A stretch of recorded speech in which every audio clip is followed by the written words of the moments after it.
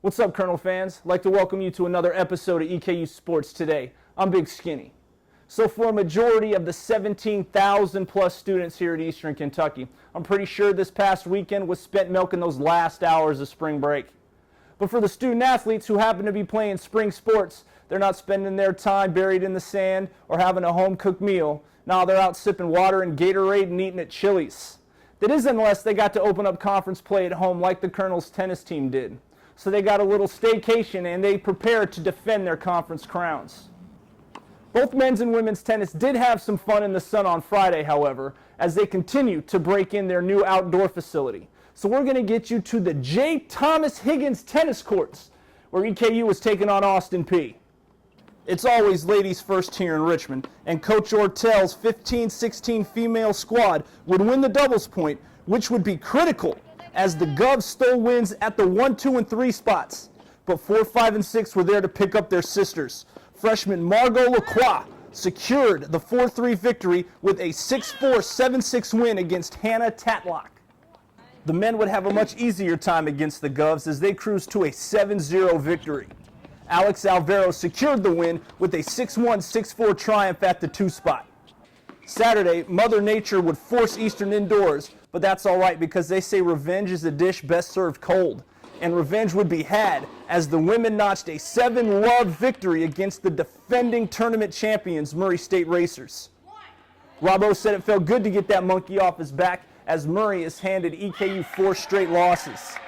The men's team would pitch another shutout as EKU Tennis continues the hot start to their title defense. The Colonels will pack up their rackets and head to Nashville on Friday, where they will take on Belmont and Tennessee State. All right, we're going to go from one green ball to another. As EKU softball opened up conference play, the Colonels are off to their best start in recent history, and Jane Worthington's team owns the best record in the conference. And the Colonels look to continue their hot start in Nash Vegas, taking on the Tigers of Tennessee State. The Colonels would sweep TSU to raise that conference best record to 18-6. You guys ready for some outrageous numbers? As a team, EKU hit .468 for the series. They would outscore the Tigers 32-5. Haley Flynn would pick up 2 of the wins, tossing 10 1/3 innings of quality softball. She scattered 7 hits over the weekend, allowing 3 runs and struck out 10. Eastern will be back at home this weekend for doubleheaders against Murray on Friday and Austin Peay on Saturday. Staying on the diamond, EKU baseball was also in Tennessee taking on the Belmont Bruins. Colonels, coming off back-to-back comeback wins, would take Game 1 of the series behind Eric Nurl's 1-run gem. He pitched 8 innings of 6-hit ball, improving to 3-0 on the year. In Game 2, Daniel McFarland would go yard twice, collecting the first home runs of his career.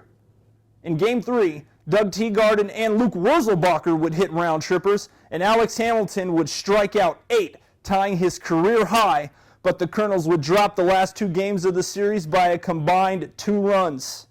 EKU baseball is on the road tomorrow in West Virginia, taking on Marshall before they return home for a 3-game set against the University of Evansville. I'd like to thank you guys for taking time and joining us, and we hope to see you again on another episode of EKU Sports Today.